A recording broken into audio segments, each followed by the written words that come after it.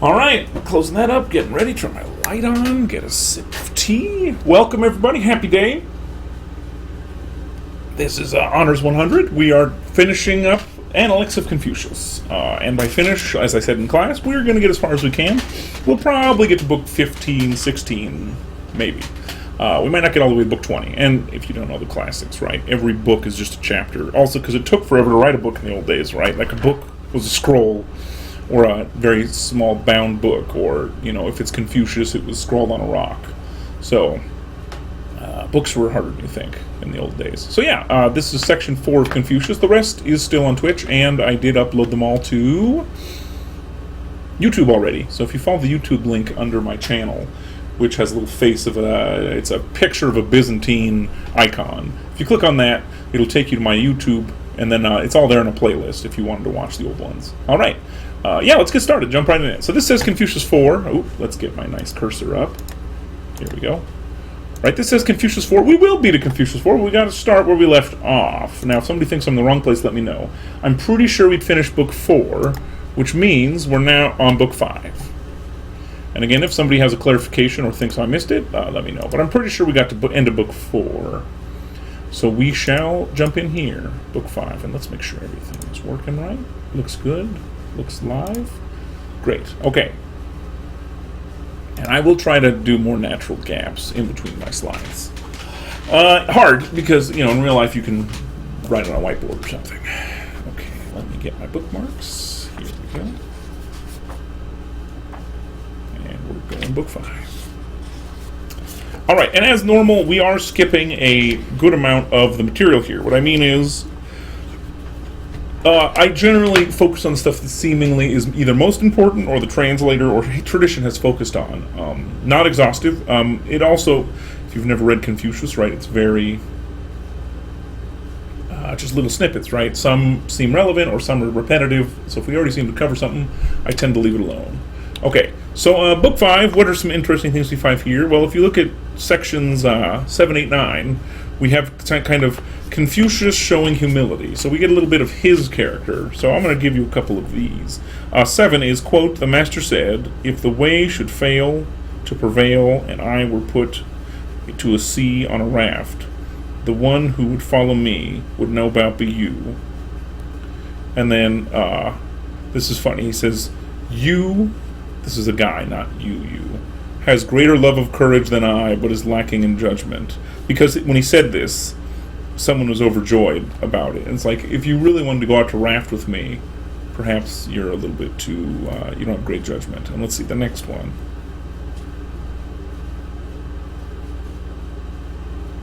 I like 9. We'll skip 8 for now. It's kind of long. 9, the master said to Tzu Kung, "Who is the better man, you or Hui?" And then he says, "How dare I compare myself to Hui when he is told one thing, he understands 10. When I am told one thing, I understand only 2. The master said, you are not as good as he is. Neither of us is as good as he is." So again, how does this show humility, right? We see that Confucius is, he understands, this is harder than you think, right? He understands when one of his students is smarter than he is, right? That's humility, because, I mean, what's the common, you know, we'll say curse of prophets or teachers or professors, right? And literally, profess and prophet are very similar words, right? Profess just means to say, or, you know, advocate or teach an idea. You know, it's hard to admit that, like, a student is smarter than you, or as smart, or understands everything you're saying easily. So that's humility, and that's a character trait, right? I mean, don't be wrong. Nowadays, we live in a time where we got the double whammy, right? We're 21st century, where all technology is focused, us all to focus on ourselves, and then we live in Southern California, where everyone focuses on themselves. And obviously, right, it's obviously generalization. I grew up here. Not everybody does it, but it's considered good, right, to focus on yourself. It's considered, like, by kind of the mainstream here, it's considered a good thing. Perhaps it's, you know, being close to LA and Hollywood, or maybe it's the beach culture, right? Maybe it's a bit of both. So, welcome. So, but humility is a virtue in Confucian thought. And Confucius, in what we know of him, he was a humble man. We already talked about this a lot, right? And especially in the intro, but action should speak language. But 10 is a little long. I'll read it, though. I liked it. Sayu was in bed during the daytime. Master said, a piece of rotten wood cannot be carved, nor can a wall of dry dung be troweled. As far as you is concerned, what is the use of condemning him? And then the master added, I used to take on trust a man's deeds after having listened to his words. Now, having listened to a man's words, I go to observe his deeds. It was on account of you that I have changed in this respect. That's the connection. He literally compares this poor man, or he earned it, right? He's literally rotten wood that cannot be carved, or a wall of dry dung that cannot be farmed. Right? He's useless.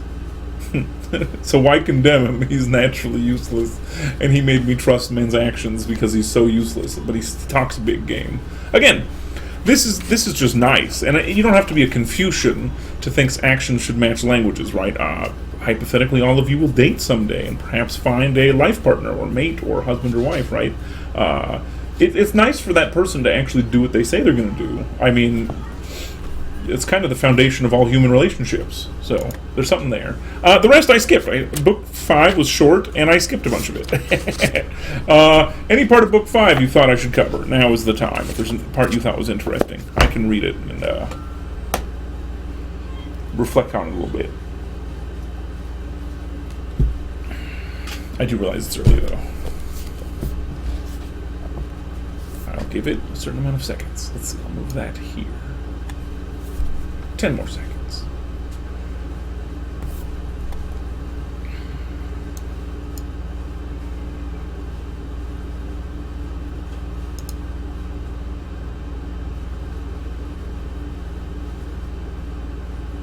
Alright, nothing's popping up. Let's go. I'm bad at these transitions, so I have to actually just time myself. Alright, Book 6. What other principles can we glean from this? Number 4, something about being given to the needy. Let me read it. Jansu asked for grain for the mother of Tsuhua, who was away on a mission to Qi. Master said, give her 1 fu, and it's a measure of dry things.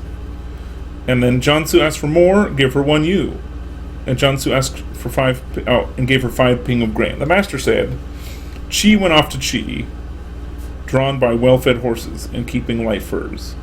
I have heard it said, a gentleman gives to help the needy and does not maintain the rich in style. So soft critique of the guy who left, but there's this idea that it's always better to take care of the needy than to just keep up appearances and looking stylish. Again, if you're starting to see the connections here, it should be obvious, right? It's an external focus, not an internal focus. Now, again, another principle. And generally speaking, if you started reading, generally books tend to be tied together with a loose theme, but it's not always that strong. And even we'll get to the translator's opinion on it. 5. Let me read this one. On becoming his steward, Yuan Shu was given 900 measures of grain, which he declined. The master said, "Can you not find some use of it for helping people in your neighborhood?" And that's it. So basically somebody started working for Confucius. Confucius wanted to pay the guy with food, and the guy wouldn't take it. And Confucius kind of rebuked him by saying, if you didn't need it, take it and give it away. Right? So, here's the principle. So the first one was like, giving to the needy. Great, what do I give to the needy? At the very least, you give to the needy what you do not need or want. Right? But it's a principle here. There's something you would give. Alright, and then connected to this, and as we kind of knew from before, and we get to Mencius, we'll even triple down on, all of this is connected. 8 is traits of a good ruler. Chi Kongsu asked, is Chung Yu good enough to be given office? The master said, Yu is resolute. What difficulty could there be for him taking office? Is Su good enough to be given office? Su is a man of understanding. What difficulty is there for him to take office? Is Chiu good enough to be given office? Chiu is accomplished. What difficulty is there for him to take office? So there we go. We learned 3 traits of 3 of his students. These are his students, by the way. 1 is resolute, 1 is understanding, and 1 is accomplished. And any of those 3 traits for Confucius is enough to take office. So resolute just means like strong in your principles and, courageous kind, a moral courage. Understanding, obviously, I don't have to explain that one, right? And accomplished, they've done things that are well regarded by others. So, okay, we're learning a little bit more about this theory. Okay, now, interestingly enough, I always found it very interesting when you read about Confucius. We're told he is not religious and deals with basically nothing that's not moral, but whenever I read the second half of this book, I'm hit by how much death is dealt with here, which sure seems something to do with, at least part of suffering in life, which religions tend to deal with better than, let's say, secular philosophies. So 10 is, Po Nui was ill. The master visited him, and holding his hand through the window said, "We are going to lose him. It must be destiny. Why else should such a man be stricken with such a disease? Why else should such a man be stricken with such a disease?" And both we see kind of the grief and the loyalty of Confucius, but also and the implication here is he's a good man dying, right, before his time. So it must be destiny, right? It must be one of those things that beyond the control of humanity. It's almost like a stoicism, but we'll get to stoicism. All right, 18. The combination of traits a gentleman needs. This is on the bottom of 83 if you have your book. The master said, when there was a preponderance of native substance over acquired refinement, the result is... we did this one, yeah, churlishness. And then there's a preponderance of acquired refinement over native substance. The result is pedantry. Only the well-balanced admixture of these two will result in gentlemanliness. We covered this one, but I wanted to remind you where it is. So this is the one where it's like that combination of native versus training. This is that quote that we talked about last week. All right, 20. We did this one too, but I wanted to tell you where it is. This is a quote the master said, "To be fond of something is better to..." Oh, wait, what? Did I get lost? I messed up a number. No. Yep, I messed this one up by one. I'm going to fix it because we're sitting here. Here we go. This happens when you type a bunch of numbers. This is 20.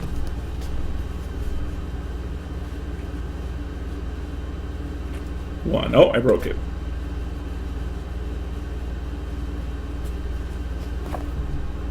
Oh, I mixed them up. I see what I did. Okay, we'll do that.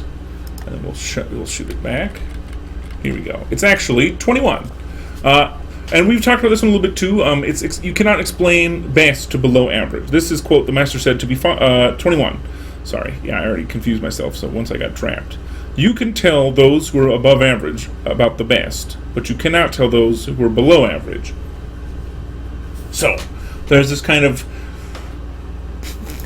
acknowledgement that you can't actually explain.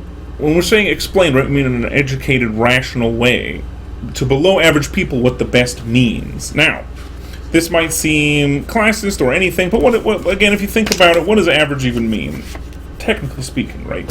If you've ever seen the distribution of humans, we're generally on a bell curve. So a vast majority of humans are in the middle somewhere, average. So if someone's below average, and in this, Confucius wouldn't say probably IQ or something, right? He'd say something like intelligence or their natural endowment is low and the training is low. You can't really explain to them why morals are good. You just have to give them an example and they can follow it. That's his general theory.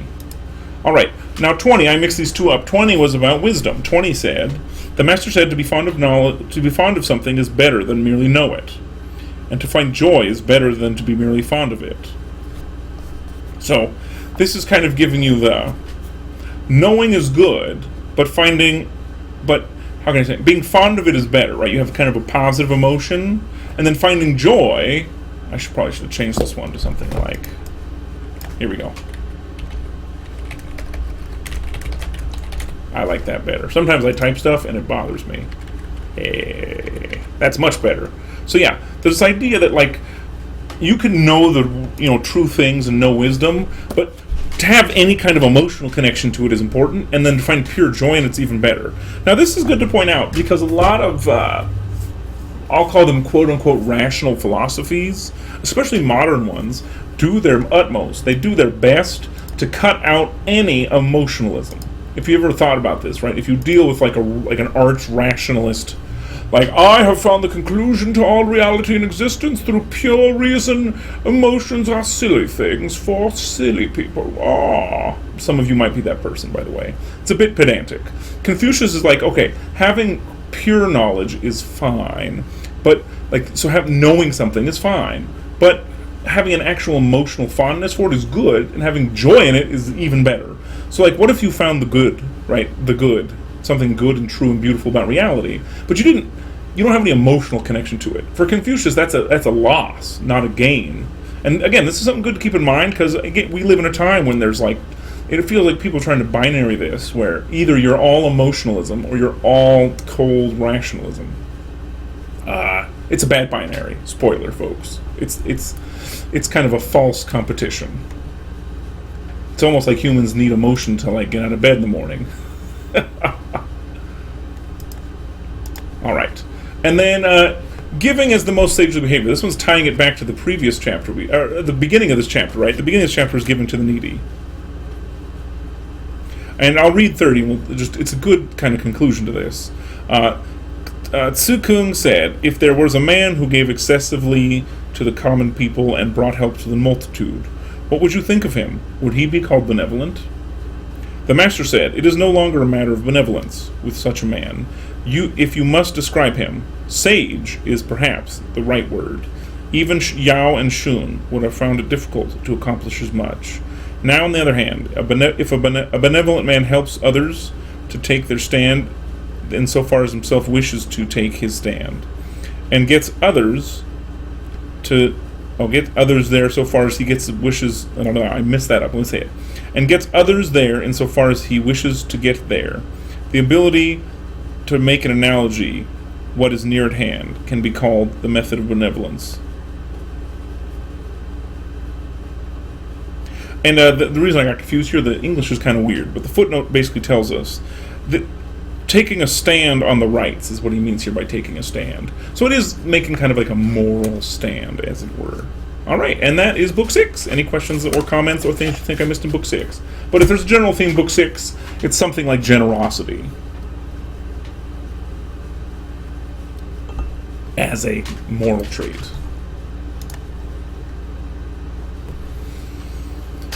And this would be why people call Confucius a prophet, right? Like, he is trying to get people to care for people outside of their immediate selves, which may not come to us as naturally as we think it does.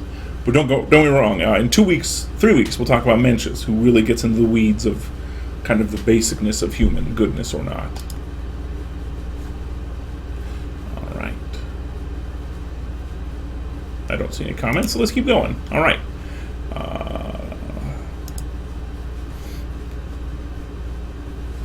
Book 7. Alright, so Book 7 immediately starts, it gives us a theme. This is number 1. Master said, quote, I transmit but do not innovate. I am truthful in what I say and devoted to antiquity. I venture to compare myself to our old Peng. And the footnote says, we have no idea who old Peng was. So some of this stuff is obscure, right? It's not always clear meaning. So what is this? Well, Confucius does not consider himself to be an innovator, but a synthesizer. And we've talked about that before, but this chapter he's very clear with it.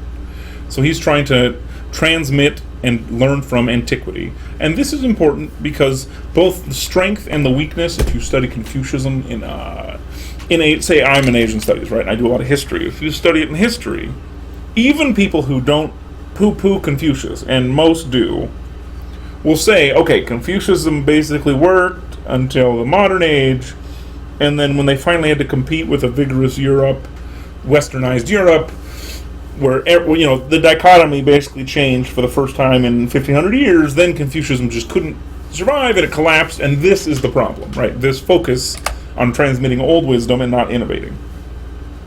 And perhaps, I'm not going to critique that too much, but I will let you know it is a part that is often critiqued. We had 2 questions. Great. 29. I'll go back really quick because people ask. These are both Book 6, right? Looks like yes. Let's see. So we have 20. We'll do 25 first. 25, quote, this is number 6. I'll even scroll back. Let me scroll back so it makes sense. Here we go. So, okay. 25 was, the master said, a coup is not what is truly a coup. Wait. Let's see, it says, a coup is not what is truly a coup indeed, a coup indeed. And if you read it, it says, a drinking vessel of regulation capacity. And that is a great question. The person asks, what does 25 mean?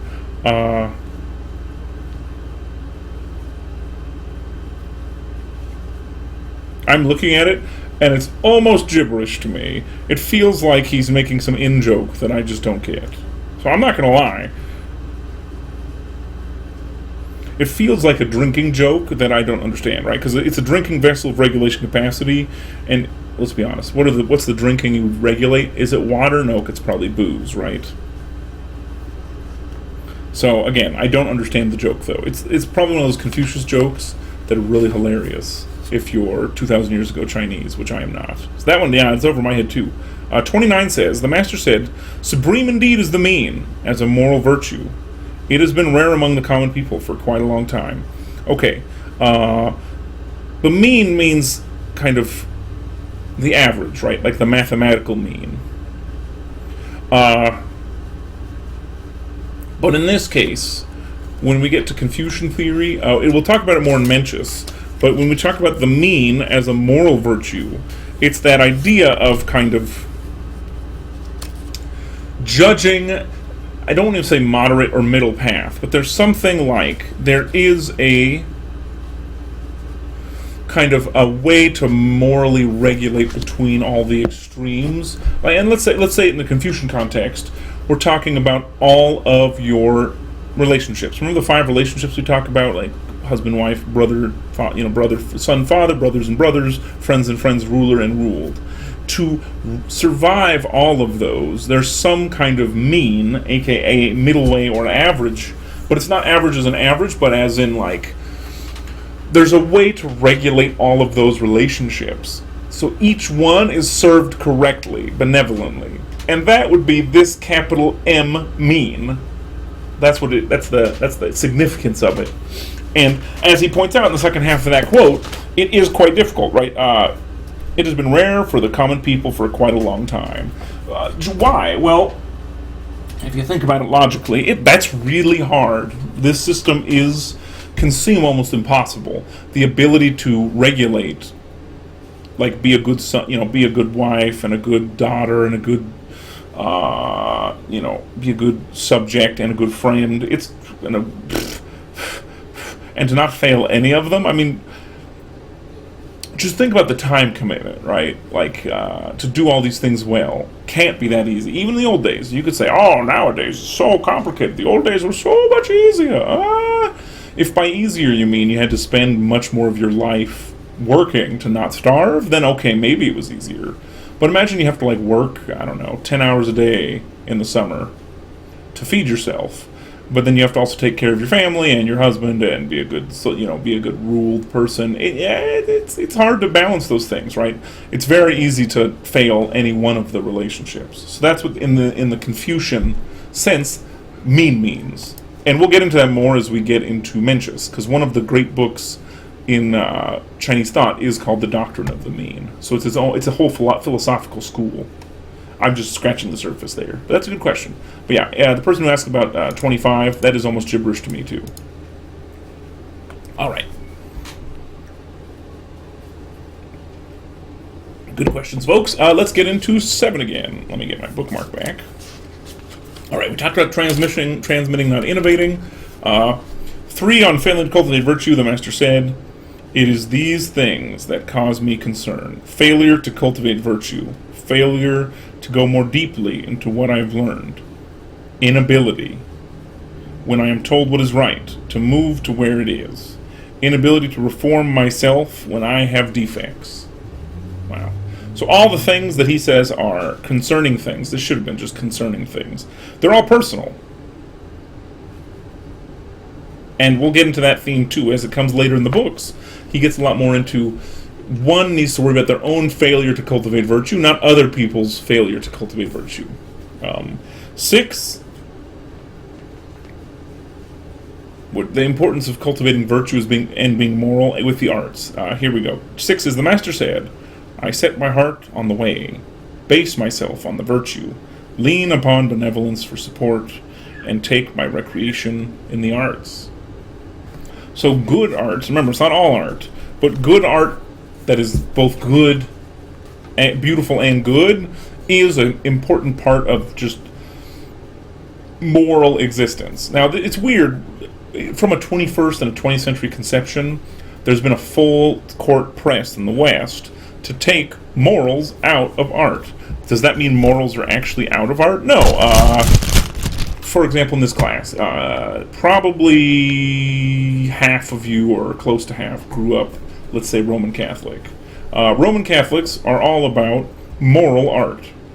I know the Protestants here won't like that, but it's true, right? Like, artwork that's used for glorification or used for reverence, right? Same thing Buddhists do it too, right? Art is used as a means towards the goodness. And that is still modern, right? It still exists. You can go to well, you could have gone before Corona, I guess. You could go to a Catholic cathedral, right? You can see beauty, and the point of the beauty is to point you to something.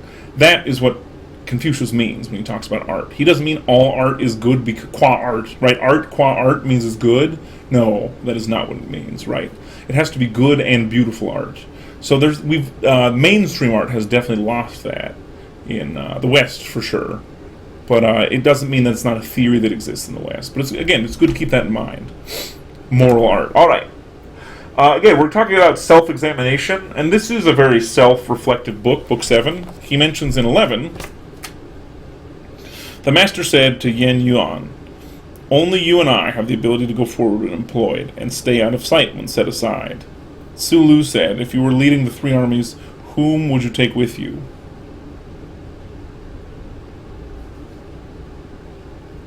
And here he goes. He said, I would not take with me anyone who would try to fight a tiger with his bare hands or walk across a river and die in the progress without regrets. If I took anyone, it would have to be a man who, when faced with a task, was fearful of failure, and who, while fond of making plans, was capable of successful execution. So, a healthy fear of failure is good, but also, they said here, right, the ability to execute is also important. So we're starting to get a little bit more on, like, what does this mean practically speaking? 12 on markets, I love this. The master says, quote, if wealth were a permissible pursuit, I would be willing to act as a guard, holding a whip outside the marketplace. If it is not, I shall follow my own preferences. So again, he doesn't say wealth isn't a permissible pursuit, but if it is, he's going to be the guy outside the market keeping an eye on things and literally with a whip ready to go. Is that just for the thieves? No, it's to keep the marketplace merchants in line. Now, why would that be a true critique? Well, you don't have to be a communist to say that perhaps markets can get out of hand, morally speaking, right? Can business ever be immoral? Okay. Folks, I have an answer for you. Literally, we're going to bring it, even though this is a classic class, I can make a contemporary example. Okay, you ready? Okay. Current export partners of the United States use slave labor, unpaid labor. Is that moral? I'll leave it up to you to think about it. Is it moral to use unpaid labor? Not like they get paid $1 an hour or $1 a day, which is pretty bad, but imagine just an unpaid labor. Is that moral? And if you say yes, my question would be how? And if you say no, you know what I mean? Obviously, the answer is slave labor seemingly isn't moral. So, but if a company makes profit off that, that means the company's not moral, right? Now, now a lot of modern thinking would say, well, companies don't have to be moral. But Confucius would ask this: why not? Well, Confucius would say, if we have markets, I'll be the guy outside the market with a whip enforcing morality. That's Confucius. He'd have a lot of whipping to do. All right. On 20, he talks about being born with knowledge. Let me see this one. Well, I'm lost already. The master said, I was not born with knowledge, but being fond of antiquity, I am quick to seek it. So even him, who is the proverbial prophet, doesn't claim to be born with it. He just searched for it in the past. And again, the implication here, too, is there is truth in the past, and in the Confucian and classical Chinese sense, there's even more truth in the past. All right, 21. The topic the master does not speak of were prodigies, force, disorder, and gods. I could have titled that one better. That's fine. I don't know why I titled it so badly. I'm going to have to fix that one too. Actually, because we're talking about it, I'm going to fix it.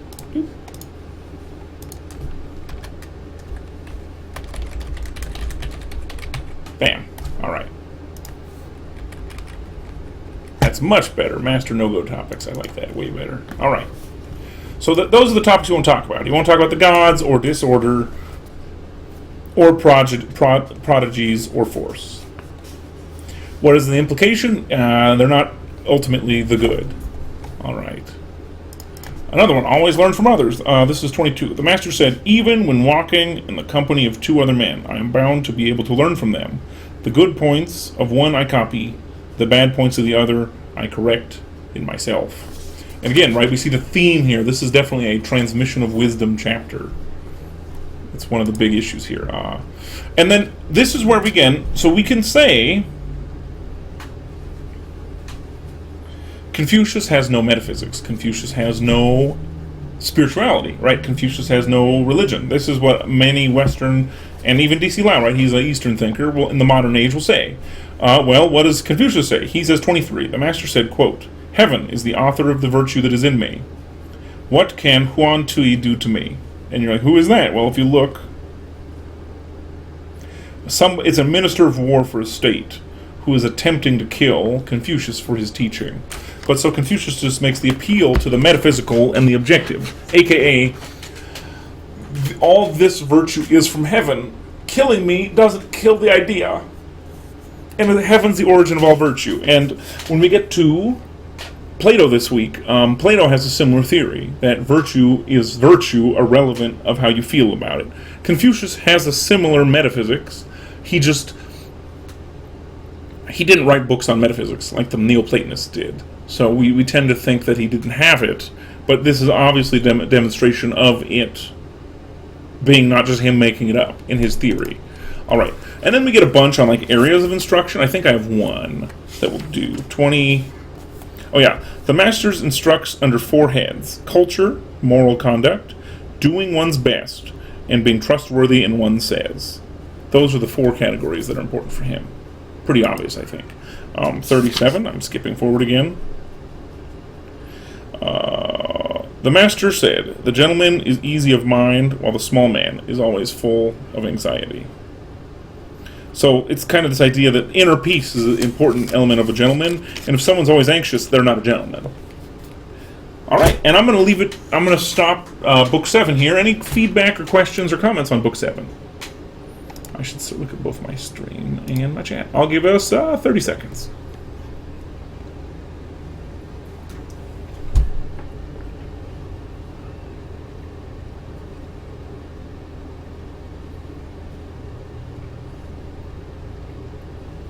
We're making pretty good time. I don't think we're going to finish the book, to be honest, but we'll get as far as we can.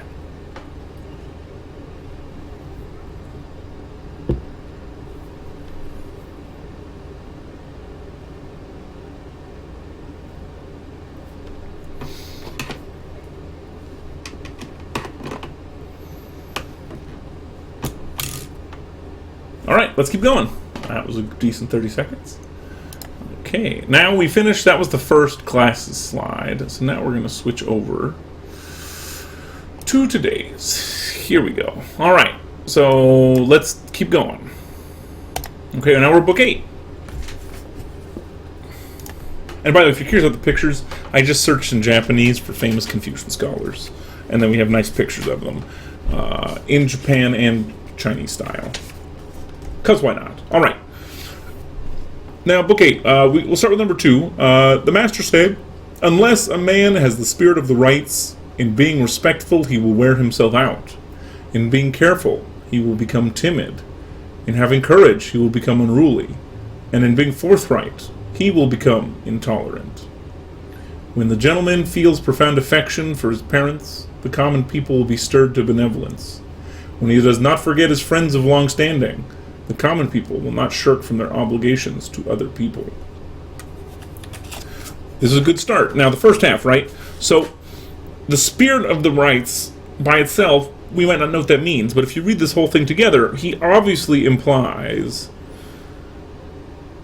one needs, before we're talking about emotionalism, right? You need actually like a passion for the goodness. You can't just follow it like mechanically. This is not a mechanical process. And the second half hints to that too, right? Like when a gentleman feels profound affection for his parents, the common people will be stirred to benevolence, and when when you don't forget your friends, people will act well. It's this idea you have to be committed to goodness. You can't just give it lip service. And many ethical systems agree with this, right? There's something true to be said that if one isn't good, one can't pretend to be good. Does that make sense? Like, the Greeks agree, actually. The ancient Chinese and the ancient Greeks would agree in somewhat that your character tells. So if one has a bad character, you can't fake it forever. It's not possible, because if you were good, you'd be good, and if you're bad, you will be bad. And acting it out just won't work. And that's kind of here too. Like, you'll tire yourself out if you're faking it. And, you won't act in a way that's virtuous. All right, 3. Again, we get more death. 3 is when he was seriously ill, Tsang Tzu summoned his disciples and said, "Take a look at my hands, take a look at my feet." The odes say, "In fear and trembling, as if approaching a deep abyss, as if walking on thin ice. Only now am I sure of being spared, my young friends." And what is this? Number 3 says, i.e. to have avoided, now that he was on the point of death, the risk of the mutilation of his body, a duty which he owed his parents. So being able to die with your body intact was considered more honorable. So there's this view of death, like this is a Confucian master, right? It's not Confucius, but it's one of his students, and it's this idea that there's a way to die well. And the next one after it also has something about it too. So 4 as well is about death, right? So now we suddenly start to get these death. There's a proper way to die, right? And a lack of fear of death, generally speaking. Like, death is still tragic, but they're not pure materialists where death is just the end. Obviously there's some tie here. And again, if you know anything about traditional China, it's viewed that when you die, you're with your ancestors forever. You don't just disappear. So there is an afterlife, right? Just because Confucius doesn't talk about it in a whole book doesn't mean it didn't exist, and he doesn't acknowledge it. All right. Now 7. This is about the gentleman and death and etc. So here we go. 7. Tsang Tzu said, "A gentleman must be strong and resolute, for his burden is heavy and the road is long. He takes benevolence as a burden. Is it not heavy? Only with death does the road come to an end. Is that not long?" So again, the implication here, this is difficult, and it does only end with death. Oof. 8 is super quick. It just says, "Be stimulated by the odes, take your stand on the rites, and be perfected by music." And we talked about taking your stand on the rights earlier today, right? It means a moral stand for good traditions.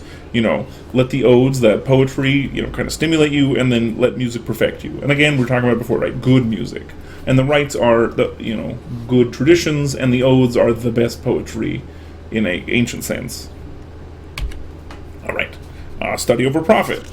Again, we're back to the business comparisons. 12 is, the master says, "It is not easy to find a man who can study for 3 years without thinking about earning a salary." And y'all, we talked about that in the intro, but like the joke I made before, right? Y'all are professionals at that. Right? When you go to college, part of it is you're trying to study without worrying too much about profit, because you're definitely not making a profit. Oof. All right. Book 8. Anything you guys think I missed in Book 8, or anything you want to cover? I'll give that 20 seconds.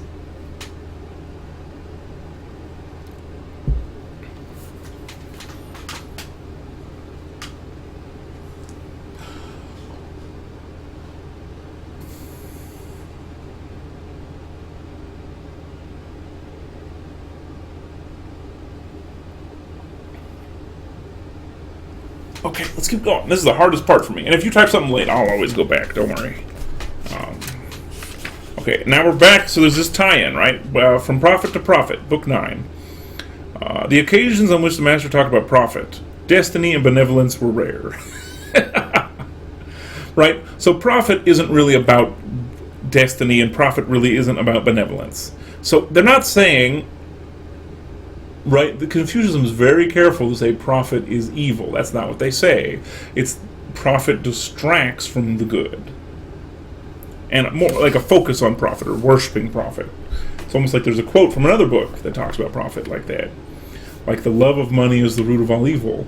And then people always quote it and say, money is the root of all evil. Man, that's one reason we read these books, folks. You gotta be... Anybody who misquotes a classic is a suspicious person. Alright. Now... 4 is 4 things that the Master would have nothing to do with. These are great. He refused to entertain conjectures or insist on certainty. He refused to be inflexible or to be egotistical. And it's interesting, right? A guy who teaches ethics, he doesn't insist on certainty. He doesn't entertain conjectures, like, what if aliens invaded? What would be the moral answer? He'd be like, that's a stupid question. He refused to be inflexible or egotistical. Again, tells us something about the man. And Death and Destiny, we're back. When under siege in Kuang, the Master said, with King Wen dead, is not culture invested here in me? If heaven intends culture to be destroyed, those who come after me will not be able to have any part in it. If heaven does not intend this culture to be destroyed, then what can the men of Kuang do to me? And this is a reference, Confucius was in a siege, where they assumed they were going to all die. And again, remember we talked about how these morals, he insists they're based in the divine, and they're kind of guaranteed by it. So this is Wen, by the way, when we talked about Qi and Wen, like the kind of beautiful pattern of learning you needed to... become a gentleman. He's like, if heaven intends this to be destroyed, I will be killed in this siege. And if they don't, I won't be killed. So again, right, he doesn't see himself as the end. He sees himself as just part of a broader plan. All right, somebody asked a question for 13. I'm going to read it and then I'll look for it. Why does it say something along the lines of show yourself when the way prevails and hide yourself when it does not? I would have thought Confucius would say the reverse. Let's see. I'll read, this is a back one, so this is 8:13. The Master said, have firm faith to devote yourself to learning, and abide to the death in the good way. Enter not a state that is in peril. Stay not in a state that is in danger. Show yourself when the way prevails in the empire, but hide yourself when it does not. It is a shameful matter to be poor and humble when the way prevails in a state. Equally, it is a shameful matter to be rich and noble when the way falls into disuse in a state. The reason he says this is because as a moral kind of person, Confucius thinks if you are a moral man and you work for if you work for an immoral king, you're enabling an immoral king. So if the way, right, the correct, true way does not happen, if you serve that way, you are serving evil. So that's why you quit. That's how Confucius does it, right? So if you give feedback to your king and your king ignores you, you quit. Because even if you're doing a good job, you're facilitating, say you're run a city for a bad person. You're facilitating profit for that person and stability for that person. The Confucian scholar is basically quit and protest until the way comes back, and then you rejoin. And as he mentions, right, it's when the way prevails and you're poor, it means you're not good, because nobody's giving you a job. But in the same way around, right, when the way does not prevail, when truth doesn't prevail, if you're rich, you're obviously a scammer, right? You're stealing from the people. So it's way better to not serve in an evil administration. That is basically what Confucian theory thinks. So generally, when things get bad, all the good Confucian scholars quit and move to the mountains.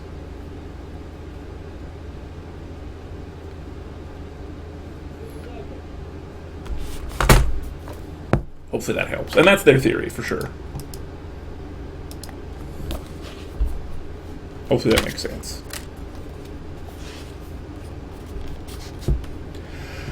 And probably, if we're going to talk about pure morals, he's probably right. Yeah, well, sure.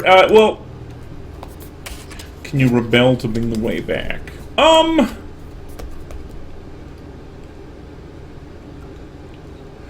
Confucius himself tends to be kind of anti-rebellion because he's a firm believer in it. So what does that mean? Like, he doesn't think any king or prince can survive if they avoid the way. So the quickest way to kind of bring the way back is to stop holding up a kingdom that doesn't follow the way, because inevitably it will collapse. Does that make sense? He's so convinced of the truth of his theory, or more correctly, the truth of the way he has found, that if someone doesn't follow the way, they will fail.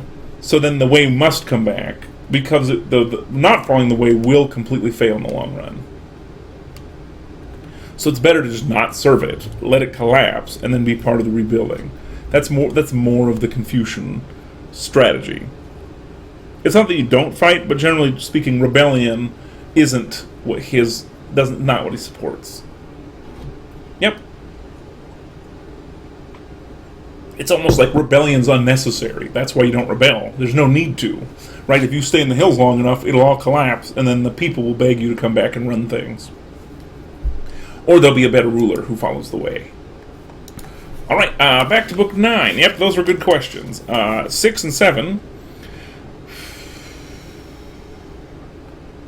This is interesting, talking about being a generalist. 7, Lao says, the master said, I have never been promoted in an office. That is why I'm a jack of all trades. And 6 is long. I don't want to read it.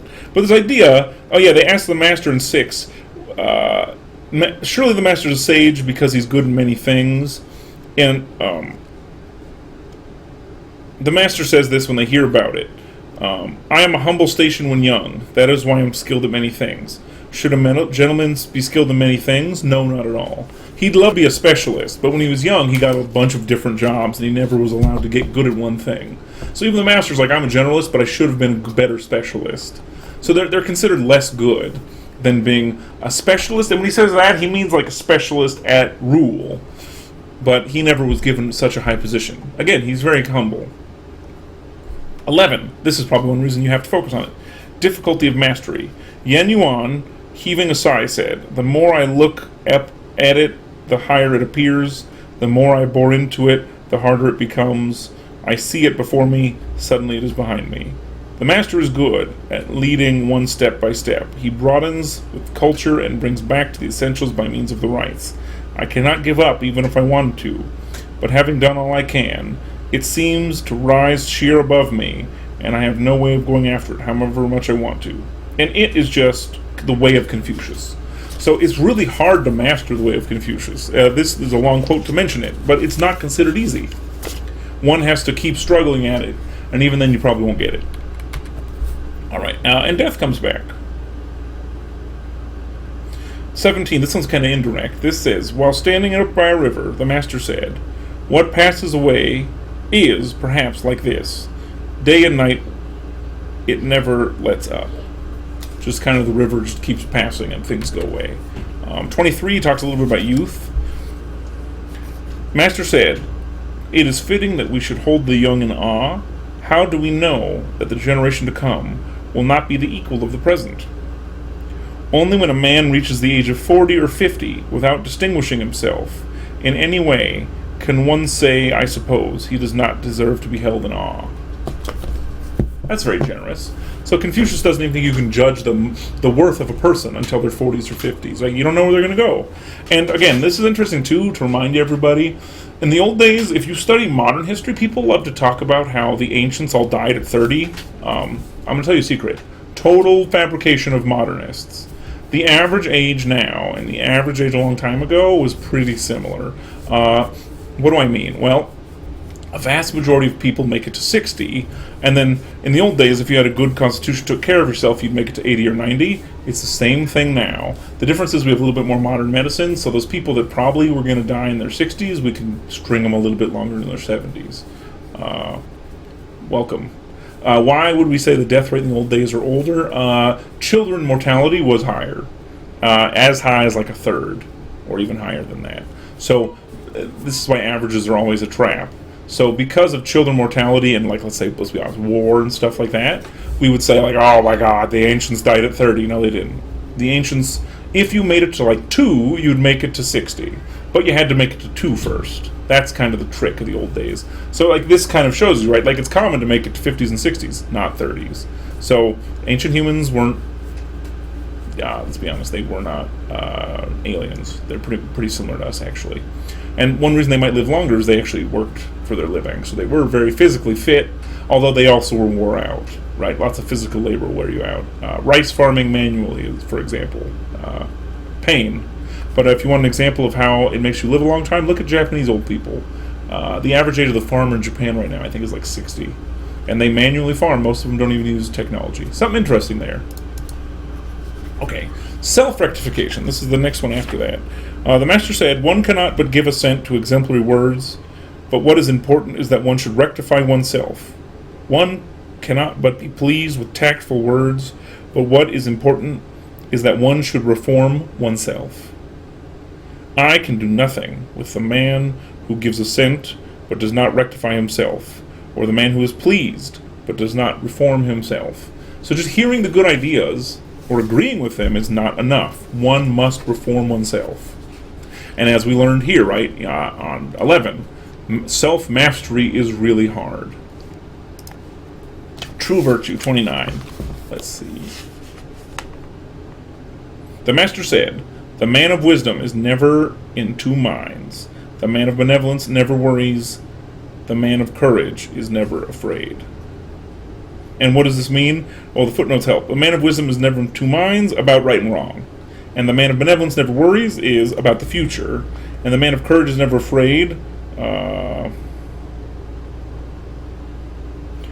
That one's pretty simple. I think we'll leave that one alone. But yeah, this is book 9. And again, this one kind of on the difficulty of being a gentleman. And a lot of the books about that. But any comments on 9? Any questions? Parts you think I missed? And I'll give this about 30 seconds too.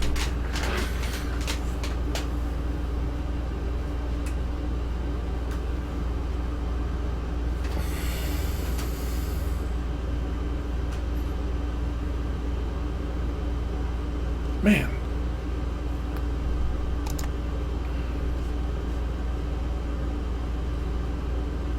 We're not going to go as far as I thought. That's okay, though.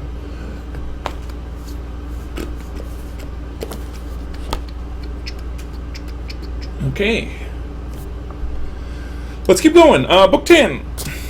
What was noticeable in here? A little bit of autobio. This is interesting, the beginning. Number 1 says, in the local community, Confucius was submissive and seemed inarticulate. In the ancestral temple and in the court, though fluent, he did not speak lightly. Number 2, at court, when speaking with counselors of lower rank, he was affable. When speaking with counselors of upper rank, he was frank, though respectful. In the presence of his lord, his bearing, though respectful, was composed. And number 3, when he was summoned by his lord to act as usher, his face took on a serious expression, and his step became brisk. When he bowed to his colleagues, stretching out his hand to the left or to the right, his robes followed his movements without being disarranged. He went forward with quickened steps, as though he was gliding on wings. After the withdrawal of his guest, he invariably reported, "The guest has stopped looking back." So that Confucius was very well mannered, right? His rights were strong, and he was very, his behavior and treatment was based on setting. That is a very classical East Asian attitude. You've probably noticed it if you ever encountered a lot of Japanese, China, especially Japanese nowadays and Koreans, right? It's very common to have that hierarchy. But China too, still. Less. Communism changed it a little bit. But still, it's a very interesting, it shows you a bit of who he is as a character. A little bit on purification. And I almost forgot this one. In periods of purification, he invariably wore a house robe made of cheaper sort of material. This is Confucius again. In periods of purification, he invariably changed to a more austere diet, and when at home, did not sit in his usual place. And 8 actually keeps talking about it, and I didn't cover it. But he eats less good rice, etc., etc. Purification is a religious fast, folks. Hi. So again, Confucius has no religion. Of course, there's religion tied to this. You have to basically forget that classic China exists. But academics are good at that. I kind of blew through book 10, though. The rest is about kind of him. If you're curious more about his personality, the rest of it's here. I skipped a bunch of these, but like 10 in chapter 10, he did not converse at meals, nor did he talk in bed. 12, he did not sit unless his mat was straight. 21, when he went inside the Grand Temple, he asked questions about everything. We get a lot about Confucius in 10. Very autobiographical, if you're curious. All right, and if there's anything you noticed here, please chime in. We might finish this slide. Man, that's okay. All right, let's keep going. 11, comparison of gentlemen. Number 1, the master said, as far as the rites and music are concerned, the disciples who were first to come to me were rustics, while those who came to me asked for gentlemen. When it comes to putting the rites and music to use, I follow the former. He's saying rustics did a better job than the quote-unquote gentlemen. Interesting, right? So just because one can seemingly be a gentleman doesn't mean they are. And generally that implies like nobility or the affluent. Death in the family, we get kind of a little bit more about him. When Yu Yen died, Yen Lu asked the master to give him his carriage to pay for an outer coffin for his son. The master said, everyone speaks up for his own son, whenever he is talented or not. When Li died, he had a coffin but no outer coffin. I did not go on foot in order to provide him with an outer coffin, because it would have not been proper for me to go on foot, seeing I took my place after the counselors. So somebody wanted him to sell his thing to, he wanted the master's help, and the master didn't even do it for his own son. He's not going to do it for somebody else. Man, because you got to maintain your standing, basically. 8 and 9, we have a couple. How does Confucius deal with death? Well, 9, when Yen Yuan died, the master said, alas, heaven has bereft me, heaven has bereft me. Right, so heaven has abandoned him. And 10, so again, he's very emotional about this stuff. When Yen Yuan died, in weeping for him, the master showed undue sorrow. His followers said, you are showing undue sorrow. Am I? Yet if not for him, who should I show undue sorrow? So even when his students critiqued him for being a little bit too emotional, he's like, no, I think sometimes undue sorrow is appropriate. 12, we get a little bit about death and the gods. Chi Lu asked how the spirits of the dead and the gods should be served. The master said, you are not able to serve even man. How can you serve the spirits? May I ask about death? You do not understand life. How can you understand death? Now again, does this mean the master doesn't understand the spirits or death? He's just saying you have to deal with the here and now, and then you can worry about death. He's not saying I don't understand death, right? It's a little bit more nuanced than that. All right. And again, this is the reason I'm putting these two together. It's also noticeable that Confucius gives different advice to different people based on what they need. He's almost like a priest.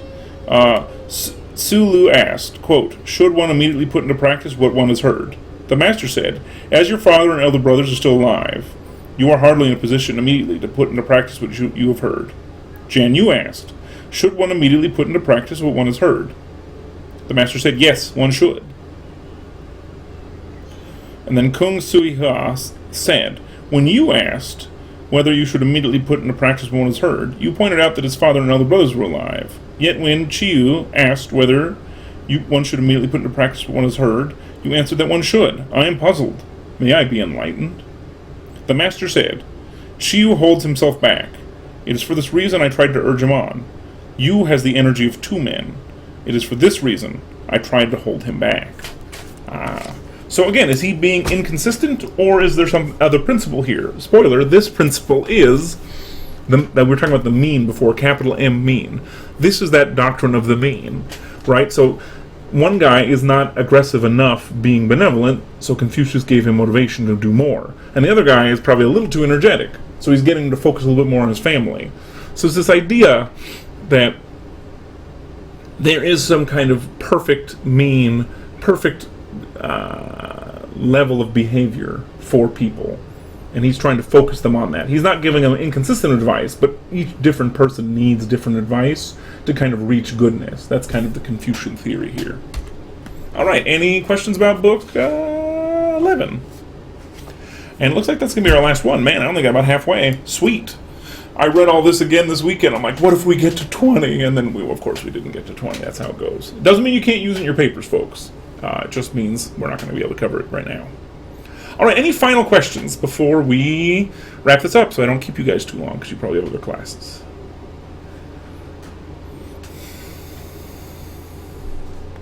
Now I'm going to switch to my final slide because I found a fun picture.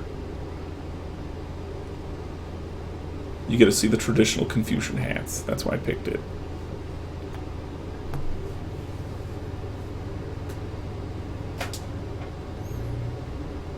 All right, so for the first in typing, I'll answer your question in the Discord.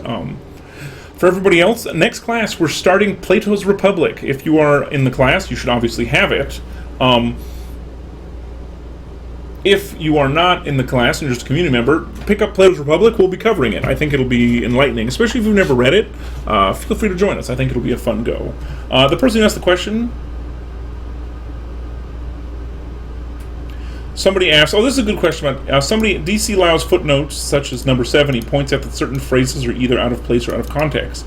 Why would this happen? Well, it's a transmission of an oral tradition, right? So sometimes things aren't transmitted perfectly. And remember, everything has human error involved. So sometimes certain phrases of Confucius don't make sense. So they're assuming, it's easy to assume just something is missing, right? So sometimes a whole phrase doesn't make it to us. It just doesn't exist. So sometimes we just do our best, and it's not there.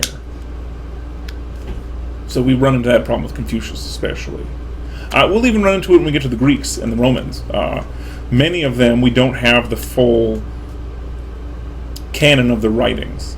And even we'll get to late Romans, like St. Augustine, or actually people say St. Augustine, but I'm going to call him Augustine because I'm American. Like St. Augustine is the most prolific Roman writer, and he refers to books that we don't even have anymore, right? We have to just take his word for it. Like, we know the book exists, but the book just doesn't exist anymore. So the same thing happens with ancient China, right? So sometimes a phrase will get written wrong, or it's on a rock and half the rock got rubbed off or something. So, yeah, sometimes we just don't know. That's the fun part of studying the classics. Incomplete information. That was a good question, though. All right, I'm going to end the stream here. Thanks to everybody for hanging out. I'll see you all next class, which is Thursday. Have a beautiful day.